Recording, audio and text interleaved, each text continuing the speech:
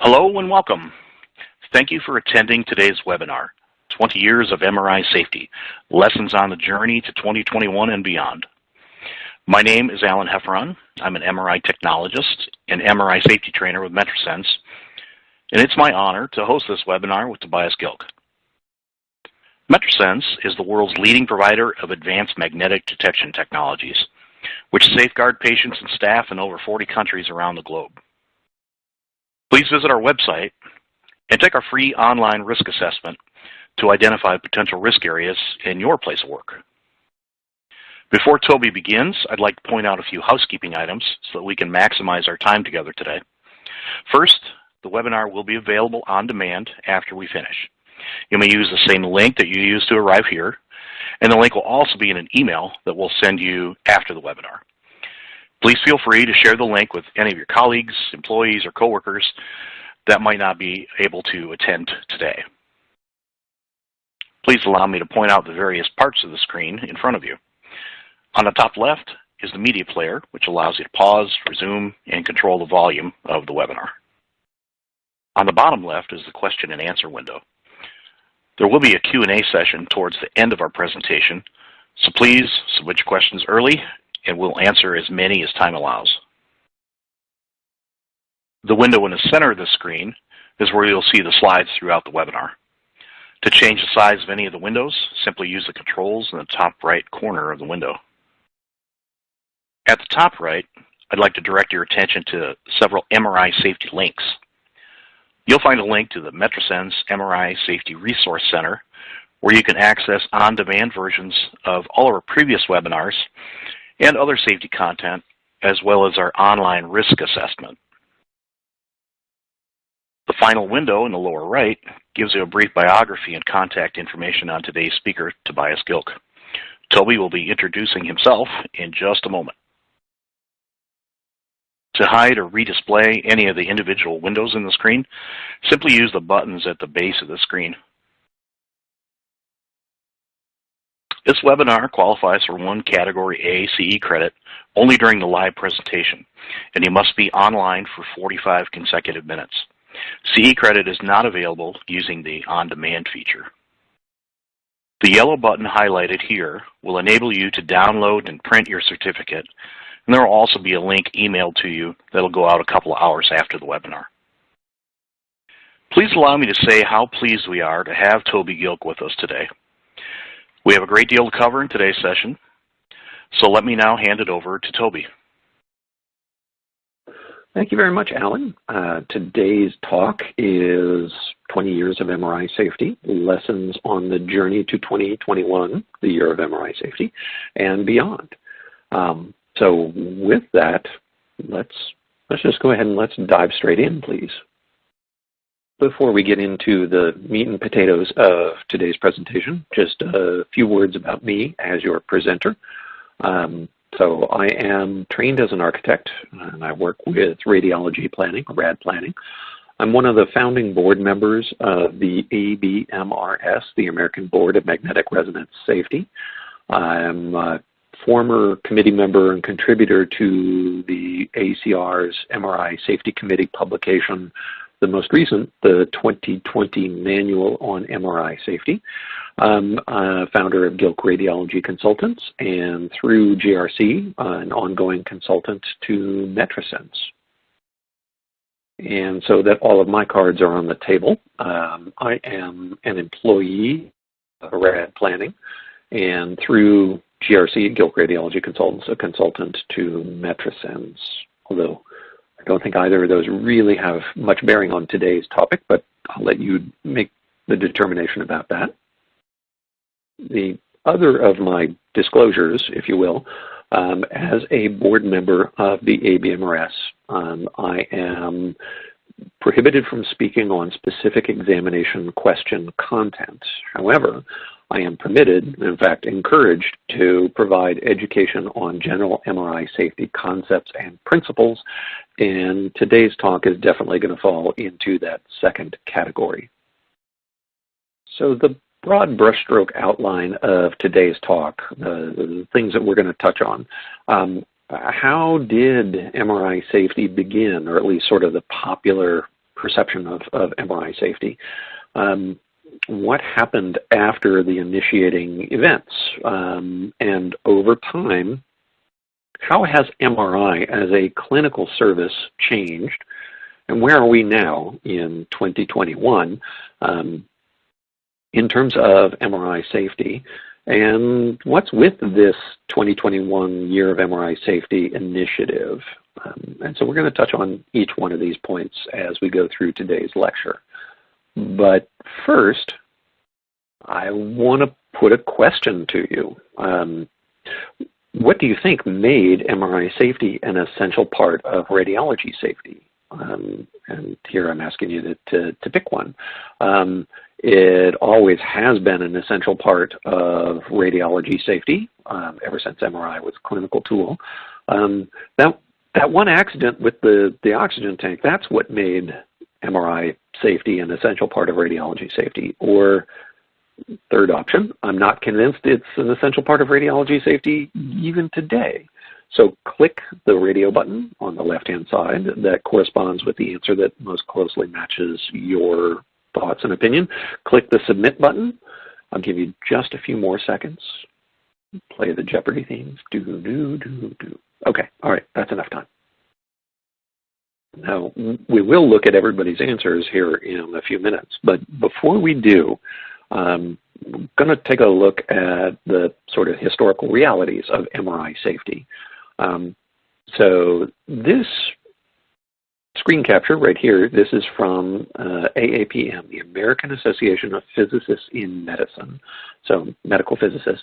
This is from a publication, report number 20, that was published in 1986.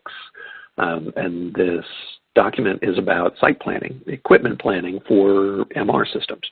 And within it is a section on the MRI safety, the physics of MRI safety for the audience, the physicists in medicine.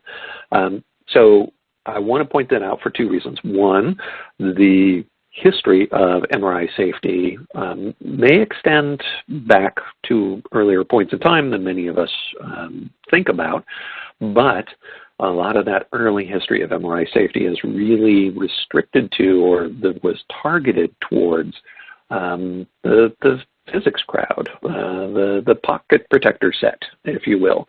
And it wasn't a popular part of radiology safety at the birth of MRI as a clinical modality. That lack of popular awareness, however, came to a pretty abrupt halt in 2001.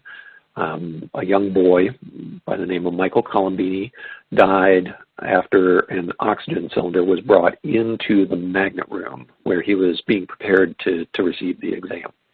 And it's probably worth us taking a quick look at the specifics of that event because it's kind of important, I think, to compare that event against existing regulations, accreditation standards, licensure requirements with respect to MRI safety. So let's take a look at the specifics of that accident. So this is the floor plan of the MRI Center in Westchester County, New York, where the accident took place. And for those of you who are unfamiliar with or uncomfortable with floor plans and architectural representations, imagine this is, it's a coronal slice of the building. It has a 1 meter slice thickness. And so coronal slice of the building, 1 meter thickness, that's what a floor plan is. So here you'll see that I've labeled all of the rooms. Not every part of this really is relevant to our investigation. So let's zero in on the spaces that we need and the key personnel that we know were involved. So those of us who are familiar with the story probably know that there was a technologist, an anesthesiologist, and the boy at the center of the accident. And those are the three players that we know were there. But they're not the only ones who were involved in this particular event. In addition to the three players that we know are there, there was also the boy's father. So some of you may be aware that the boy was receiving this MRI as a baseline. He had just had brain surgery. This was a baseline study for continuous monitoring of the boy. And so his family was there ready for him to be discharged once this MRI was completed. So Dad comes with the transport folks down to the MRI facility. Not only was Dad there, but there was also an additional MR tech. Back in the 80s, 90s, and early aughts, MRI, the post-production of a study was really pretty laborious. So it really required two MR techs, one who was doing the scanning and one who was doing the reconstructions and everything from the study that had previously been completed. So in this case, we have two MR techs, the one who will be scanning, the young boy, and the anesthesiologist who we knew about, the boy, obviously, central to the story, and then the father who comes down with transport to accompany his son in the expectation that as soon as this is done, very shortly thereafter, they'll be discharging the boy to go home. So the boy, Michael Colombini, and his father come into the MR department. Dad gets left at the waiting area, and the boy with transport gets brought back to an induction area. In that induction area, the anesthesiologist gives him a dose of sedative. They get ready to move him. The boy pushes through that dose of sedative, so the anesthesiologist gives him a second dose, boosts the dose of sedative, and the boy seems quiet and compliant at that point in time. So the tech helps the anesthesiologist move the boy from the induction area into the magnet room. The anesthesiologist sets the boy up with the nasal cannula for the delivery of oxygen, sets him up with a pulse oximeter. The MR tech goes to put the top half of the head coil over the boy, and the boy begins to get agitated again.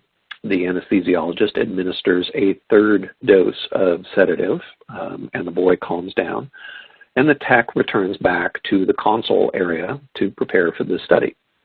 The anesthesiologist is watching the pulse ox for the boy, and it would appear that the boy has had enough anesthesia sedative that it's slowing his respiration, and his pulse ox starts dropping. 98, 97, 96.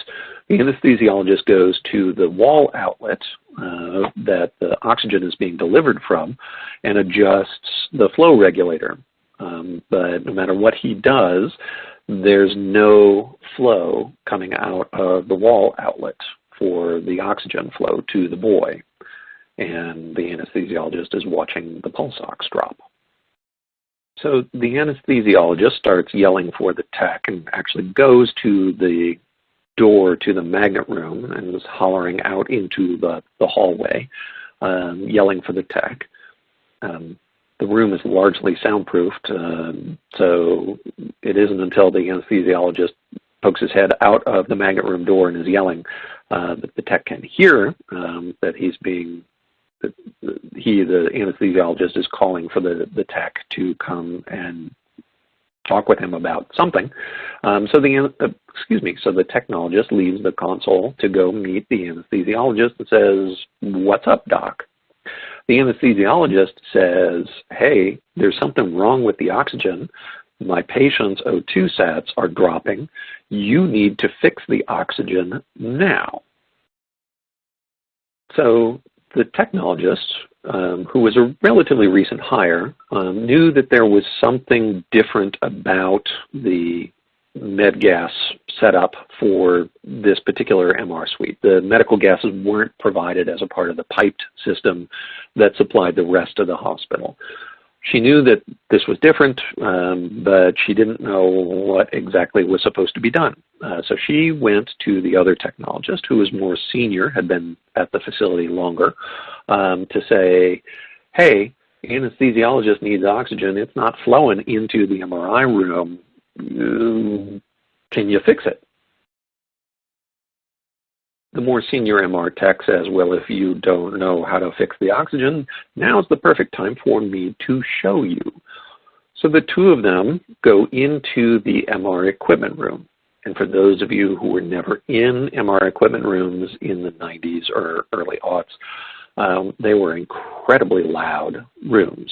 Lots of fan noise, electric systems humming. And once you were inside that room, you were acoustically cut off from the rest of the world. So they're in there because there's a bulk O2 cylinder that's connected through a pipe that goes through the wall into the magnet room, and that cylinder has run dry. And so they go into that equipment room to swap the cylinders and connect the regulator and the hose that fed the O2 outlet inside the magnet room, connect it to a full cylinder. So while they're doing that, the anesthesiologist goes back into the magnet room to check on the status of the boy and sees the O2 sats continuing to drop, 91, 90, 89, 88. And the anesthesiologist becomes increasingly upset because he's watching this boy desat in front of him. And so he's yelling all the time, thinking that the technologists, who are mere feet away from him, can hear him. But between the construction of the magnet room and the soundproofness of that room, plus the soundproofness of the equipment room, plus all of the noise of the MR equipment and its humming and whirring and buzzing, despite the fact that they're only a few feet away across a wall, the technologists don't hear a word of the anesthesiologist's shouts for help, for additional aid.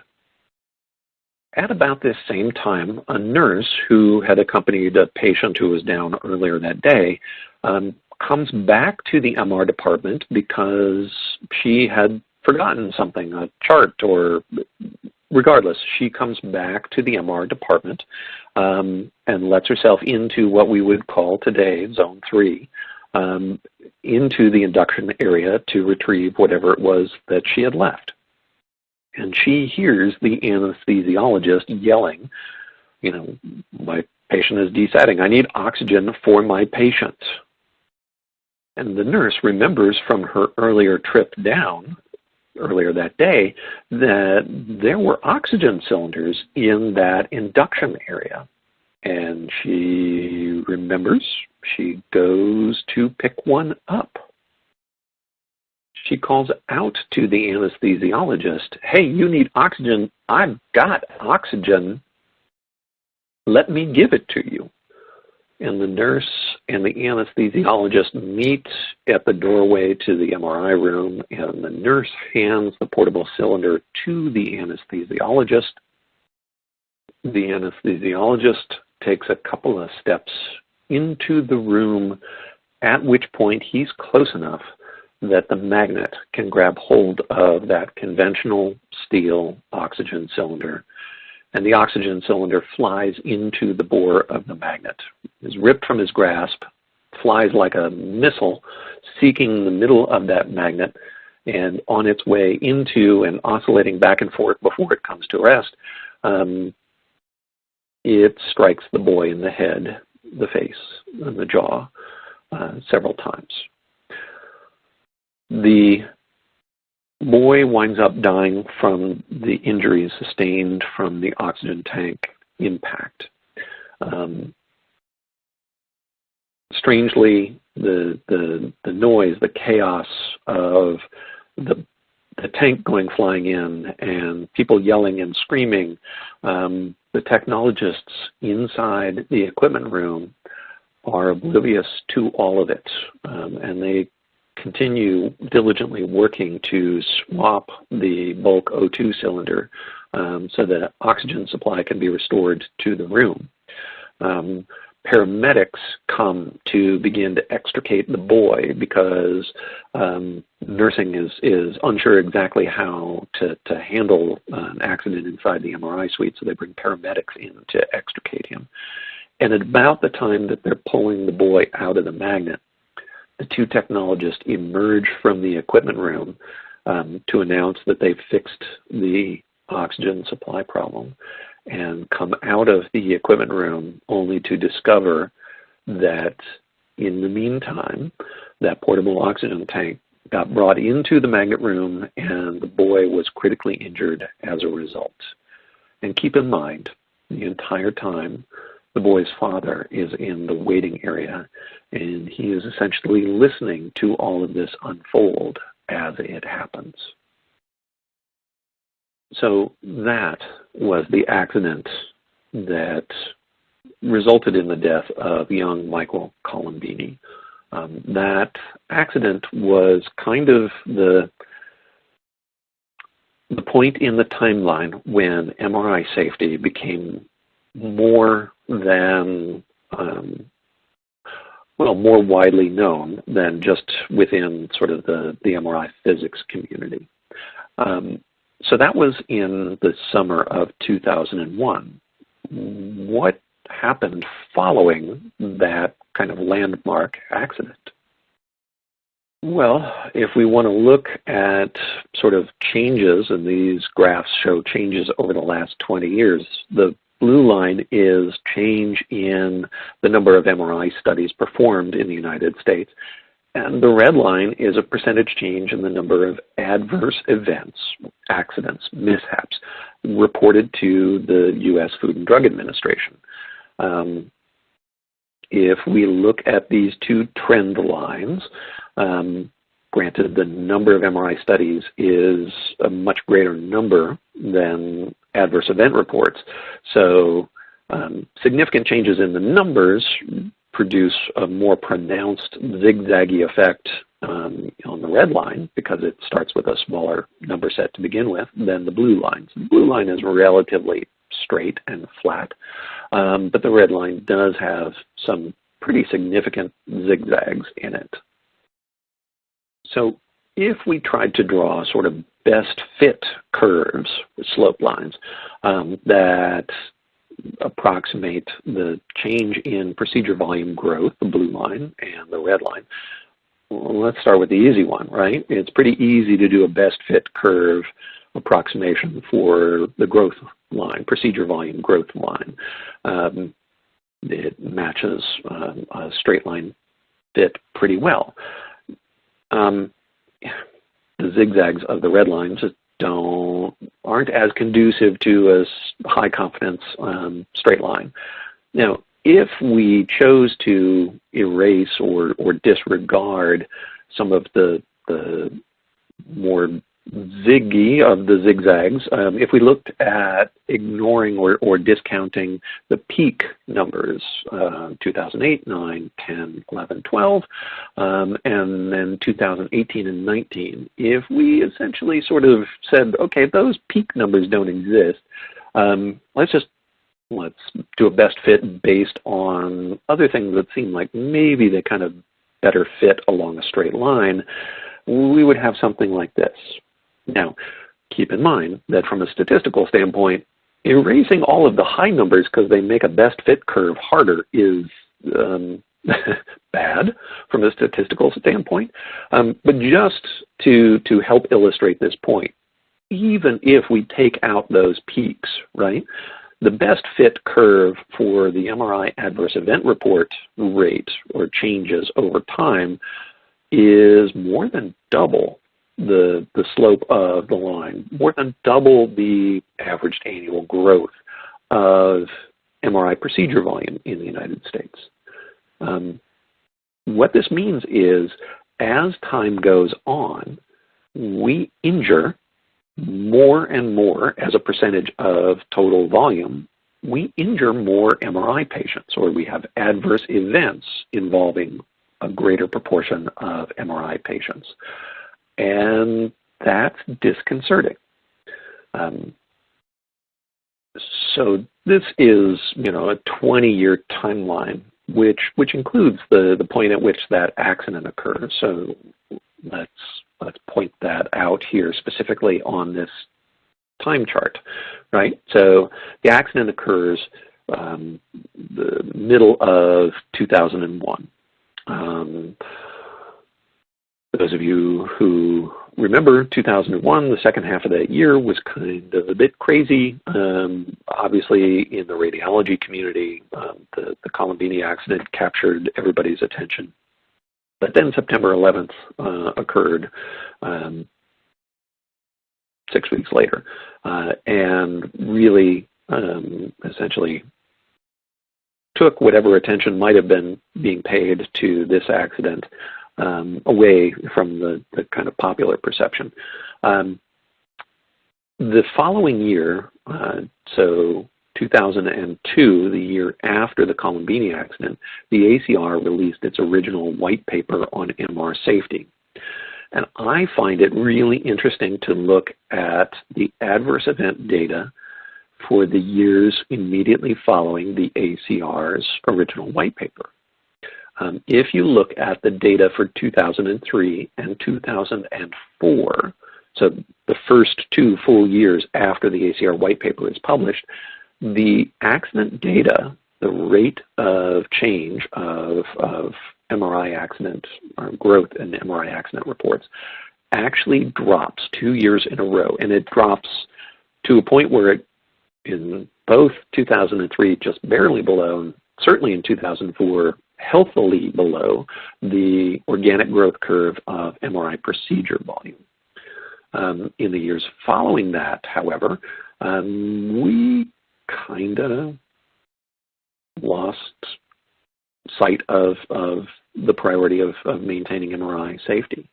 And 2005 and 2007, 2008, those years we see some really significant growth in MRI adverse event reports. I think that the ACR, the original ACR document, provided a roadmap. The accident galvanized our attention. The ACR white paper provided us a roadmap to best practices, and we followed that roadmap for a couple of years until we kind of got bored of following the roadmap. Now, as promised, the results of our audience poll of what you think made or failed to make MRI safety an essential part of radiology safety. Okay. We can talk more about your specific answers and sort of the community impression when we get to the Q&A, but I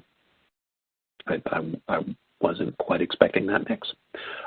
Thank you. Again, we'll be able to talk about this in the Q&A as well as our other audience participation question coming up shortly.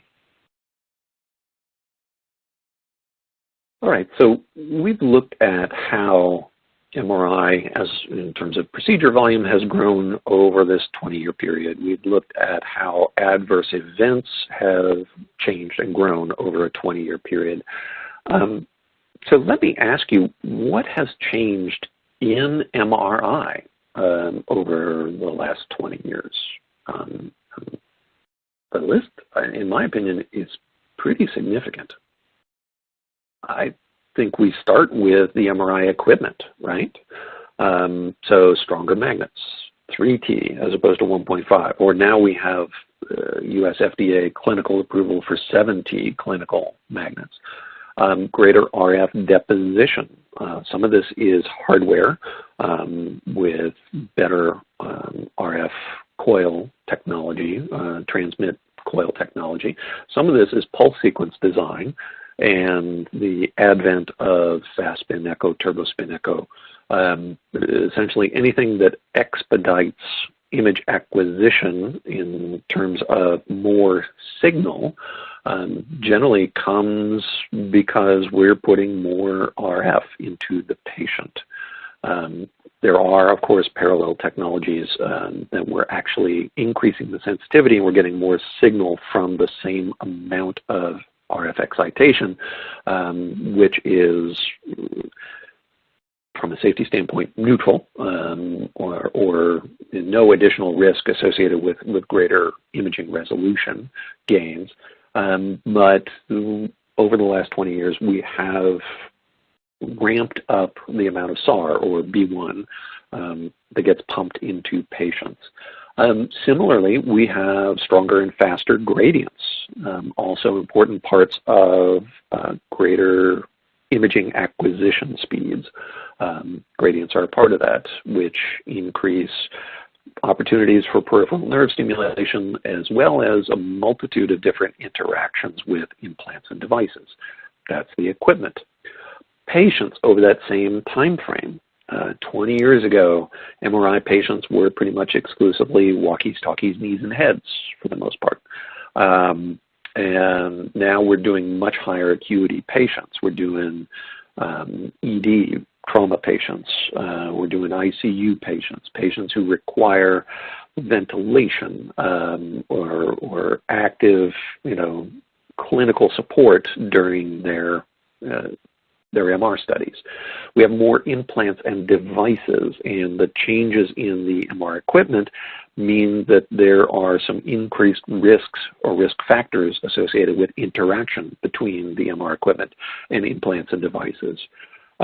Whether it's a function of just sort of changing patient demographics writ large, or U.S. demographics, or whether it's because we have opened the doors to a wider array of clinical uses of MR, we now have a greater proportion of larger patients. Larger patients means necessarily more RF energy, which increases the potential for adverse events from RF. We also have all kinds of externalities, reduced reimbursements for MRI studies. This, I think, has a whole host of cascade effects that come from it. If we reduce what you get paid on a per study basis, then in order to make the same amount of money, you have to do more studies. So there's increased throughput pressures. If reimbursement is reduced, it doesn't automatically mean that the MR vendors are going to charge you less for the magnet, or that the cost to build an MRI suite is going to go down.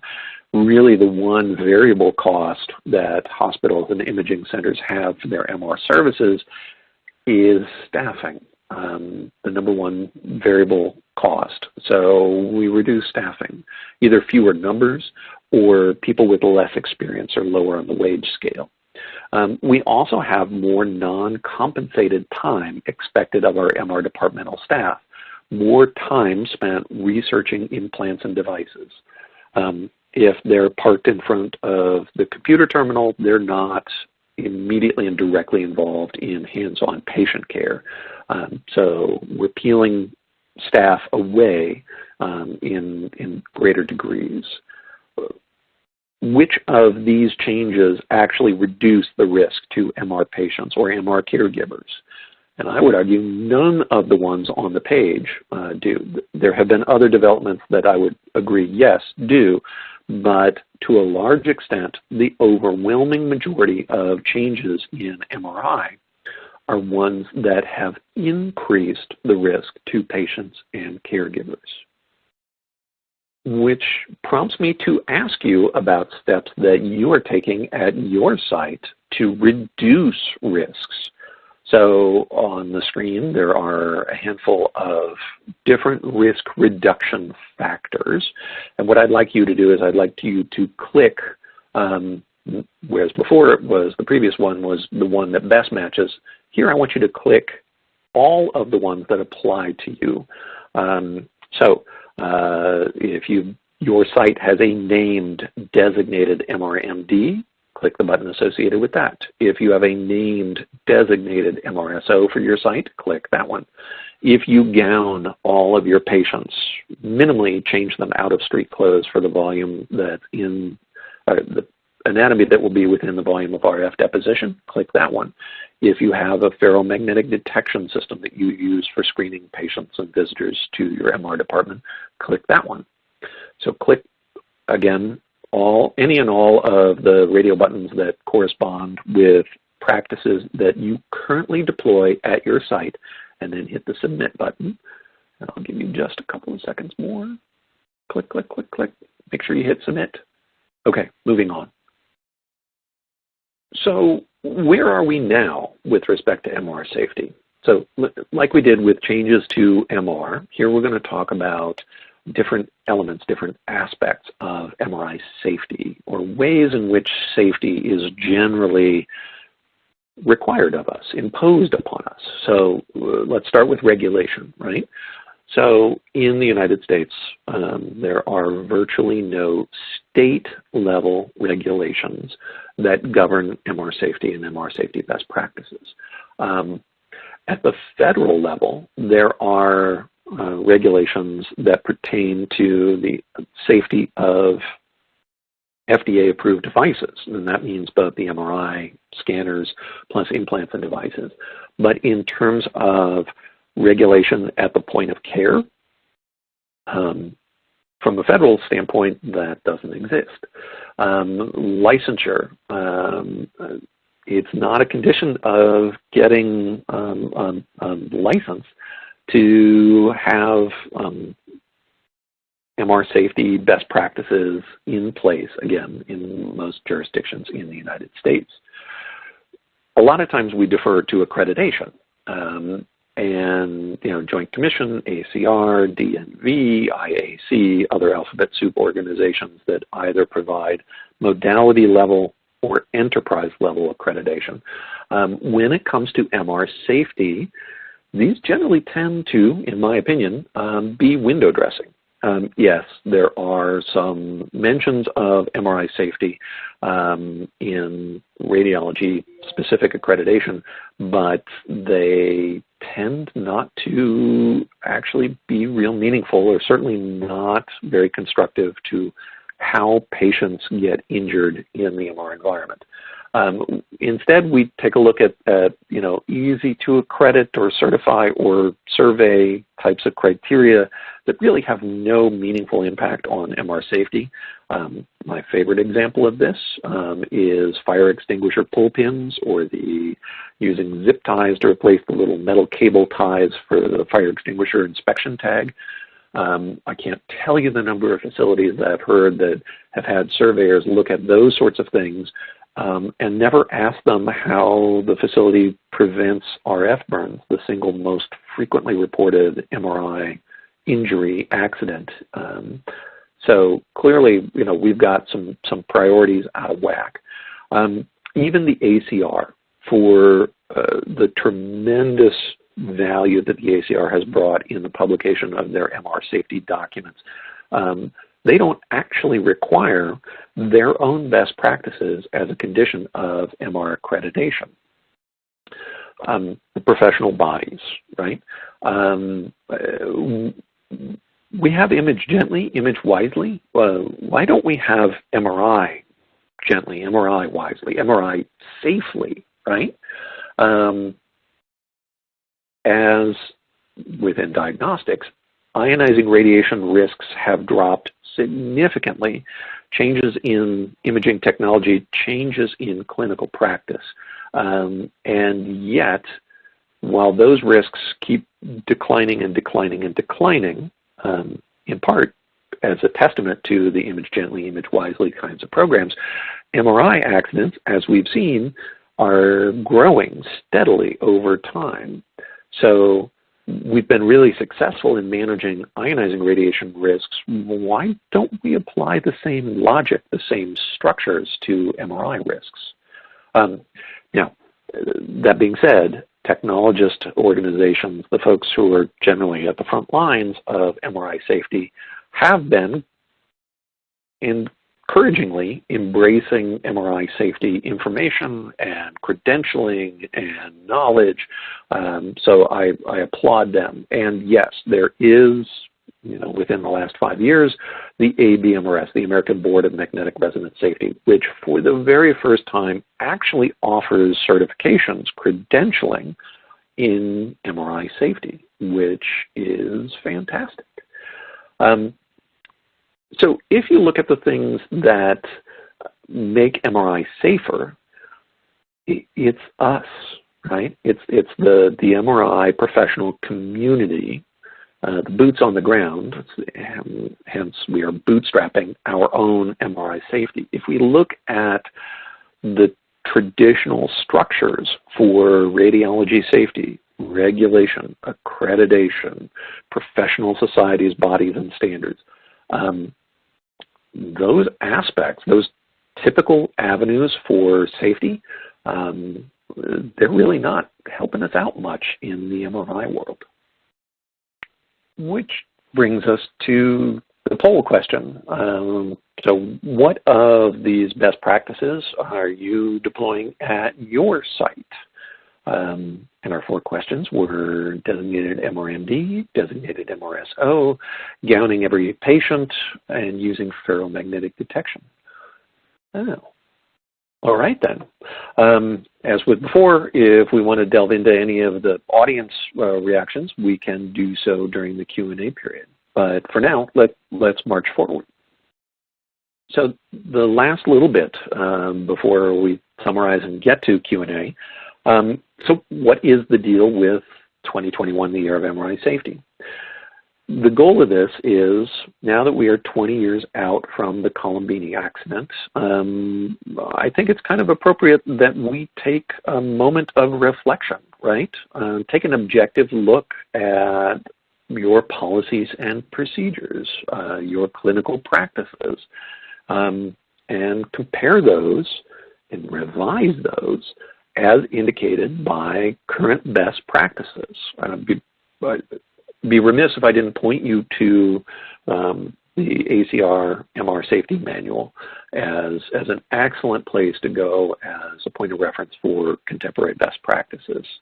And recommit, right? So evaluate what you are doing, have been doing, revise it as indicated by contemporary best practices, and recommit to MRI safety going forward, to make sure that this isn't just, a flash in the pan kind of thing, that we all need to take the image gently, image wisely equivalent pledge for ourselves, MRI safely. We need to have as strong a commitment to the safety of patients and caregivers in the MRI environment as we do in ionizing radiation environments as well. So, to summarize,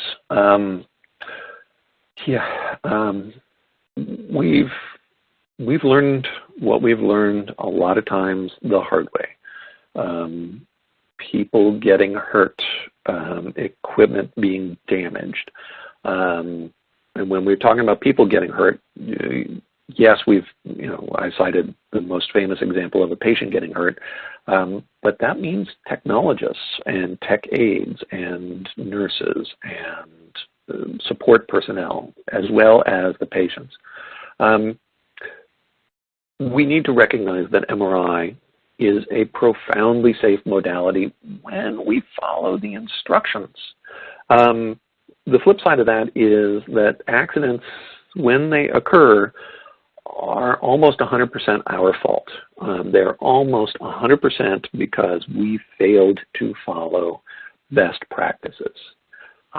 So how do we respond to this? We need to recommit. We need to recommit to improving our own policies, procedures, and operational practices. We need to use industry best practices as benchmarks, as reference points. Sometimes that takes not only adoption, but adaptation to make sure that workflows and specific processes at your facility get the greatest value out of those best practices. So it isn't always copy and paste. Sometimes there's a bit of labor involved in the adaptation and incorporation process, but it is vitally important that we all do this.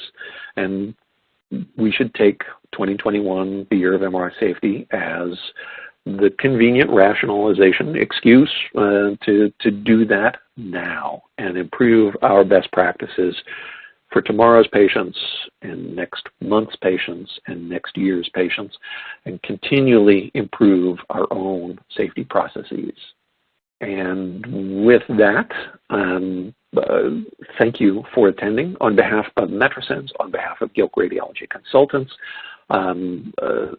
thank you so much for your time and attention and for putting so much importance on MR safety, because I know that that's something that's of value to each and every one of you.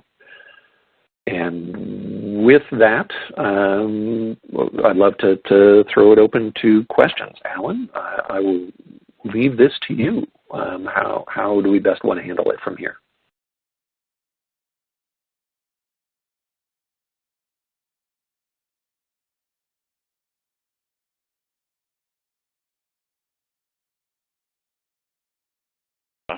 We have a lot of questions to get to, so let's jump right into it.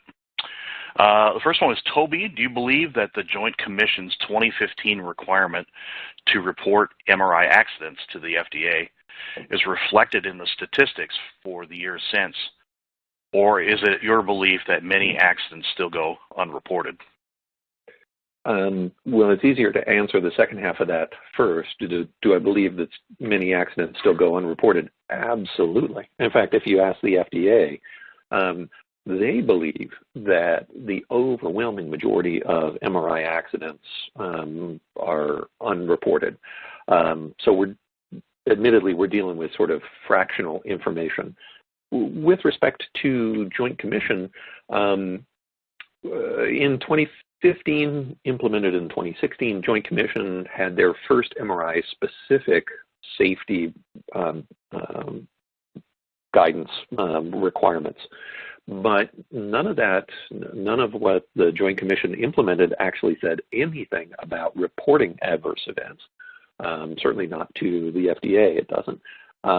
So I'm inclined to think that the Joint Commission's diagnostic imaging standard really did nothing in terms of changing the guardrails, the conditions on the ground in terms of reporting MRI adverse events to the FDA, which was the data that we were looking at in the slides. Thank you. Another question that came up is, what adverse events are we talking about? MRI safety or other issues such as slips and falls in the department? That's an excellent question. So the chart that I presented, the graph that I presented, the red line represented adverse events that were categorized by product code. So the FDA gives every implant device, that it reviews and approves for marketing for sale in the United States, it gives each and every one of them a 3-letter code, which is great because MRI has its 3-letter code. So naturally, the 3-letter code for MRI is LNH. Don't ask me why, but the data on the graph was essentially adverse events that were cataloged, characterized as MRI device-related adverse events. So it has to be something involving the MRI scanner that produces the adverse event. So things like slip and fall, even if it happened inside the MRI department, is not, if it's not identified as being directly related to the MRI device, is not captured in that. The interesting thing to note is that when there's a negative interaction between an MRI and an implanter device, say a pacemaker, implanted medication pump, almost 100% of the time that adverse event gets classified under the implant or device. It almost never gets classified, even though there's a direct MRI link, it almost never gets classified under the MRI product code. So virtually all negative interactions between MRI and implants and devices, none of that data actually shows up in the charts that I showed you. So imagine that that red line is actually taller, higher, greater separation from the blue line if we were to include implant and device negative interactions with MR. So it is exclusively MR, but it is not everything MR, the data that was presented in the red line on that chart. I hope that helps. Very, very interesting. We have room for improvement in our reporting for sure. Absolutely. Our next question is, are hospitals mandated to report adverse events? So the FDA's adverse event reporting system is really predicated on the idea that something goes wrong, right? If it's an implant, it breaks, it malfunctions, it doesn't do what it's supposed to do. The curious thing about MRI adverse events is that the only reason we have, burns or projectile accidents or interactions with medical devices is because the MRI is functioning properly, the device, right? There are some, but they are vanishingly small percentage where there's actually a mishap because the machine malfunctions. Almost every single one of these is because we did something boneheaded at the point of care in terms of clinical decision making. So it's not the MRI device, which means the criteria for reporting adverse events that applies to everything else that the FDA regulates, it's a little bit off balance for MRI. So there are three triggers for reporting adverse events. Something that results in death, something that results in significant or serious injury. There's a specific term, and I don't remember which it is right now, or a situation that presents an unreasonable risk of either serious injury or death. The reporting structure, hospitals, healthcare providers, are only required to report directly to the FDA in events that result in death. If it doesn't result in death, the hospital does not have to report directly to the FDA. So how do those injury accidents get reported? The primary vehicle for that is through the manufacturer. So if you pick up the phone and call your account rep for GE, Siemens, Philips, Toshiba, Hitachi, Canon, whatever, and say, hey, we had an accident, the manufacturer then is obligated to report that to the FDA. So it's this sort of game of telephone. And actually, if you read some of the narrative of the adverse event reports, they read like somebody was playing a game of telephone, because all kinds of crazy mix-ups in terms of the level of detail or discrepancies between different versions, different accounts of what are presumably the same adverse event. And the manufacturer submitted reports almost always have language along the lines of, yeah, we checked the machine is functioning properly, and yeah, there was an oxygen tank stuck in the machine, but on page 47 of the operator's manual, it says, don't bring oxygen tanks into the room. Therefore, it's not a problem with our regulated device. So the MR manufacturers, when they relay a lot of this, they understandably identify the adverse event and identify how it ought not to have happened, because they have specific language in their operator's manual that tell people not to do the thing that they did. And so a lot of times even the event reporting is liability insulation from the part of the manufacturers. Interesting.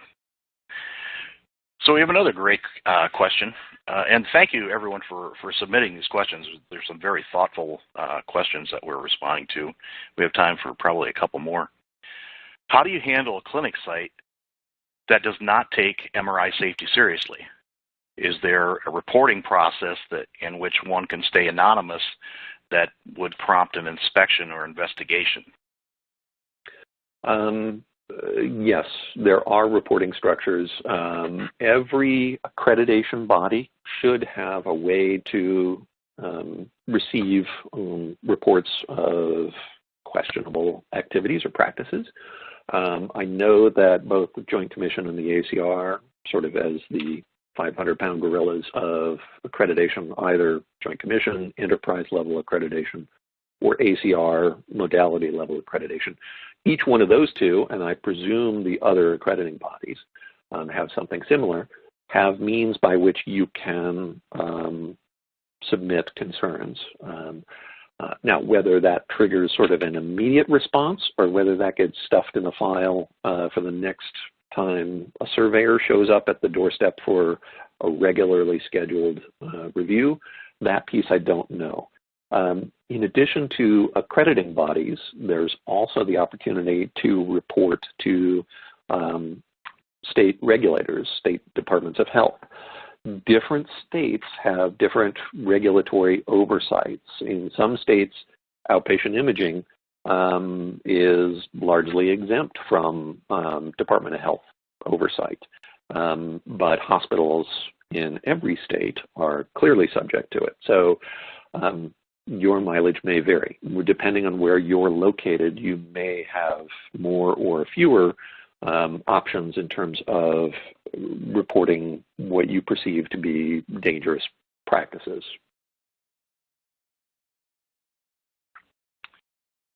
Another interesting response. It's concerning some of the things we do in this industry to throw things over the fence.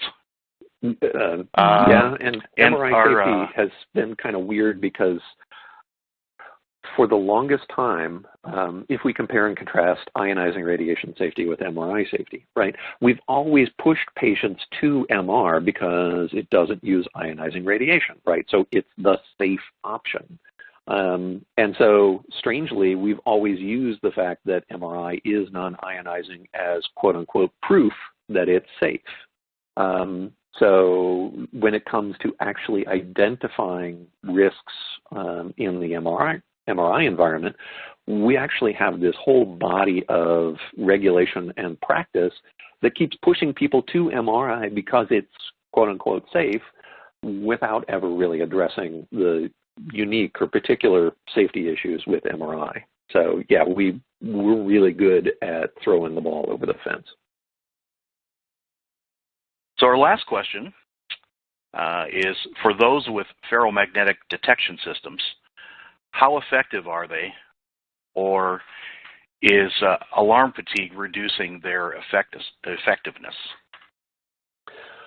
Okay, so there are two very different questions rolled into that one question. The first off, with respect to the effectiveness of the device. Ferromagnetic detectors are extraordinarily effective. There's studies out there that talk about, just unbelievable specificity levels of accuracy for ferromagnetic detection. The question about alarm fatigue is a real thing, and alarm fatigue does indeed, inhibit staff's ability to respond to any alarm. If you're, let's take it out of the realm of FMD for a second. If the fire alarm in your building goes off, 3 times a day, you're pretty quickly going to stop worrying about it and stop, gathering everything up and evacuating the building, because you recognize there's no way on God's green earth we're having multiple fires in the building every day, right? So alarm fatigue changes behavior, changes response to an alert, a warning. Same thing happens with everything that alarms, right? So with respect to ferromagnetic detection, when FMD devices are used as feedback mechanisms, when we look at it and we say, wait a second, we're having outpatients that we screen and theoretically have gotten rid of all of the ferromagnetic material. We're having these patients set off the alarms. Why are these patients setting off the alarms if we've screened them, right? And so you go back upstream in the process and you say, Oh, well, yeah, we screen them, but we let them bring their cell phones with them so they can text because we're going to put them in the subway area for 20 minutes before their appointment starts.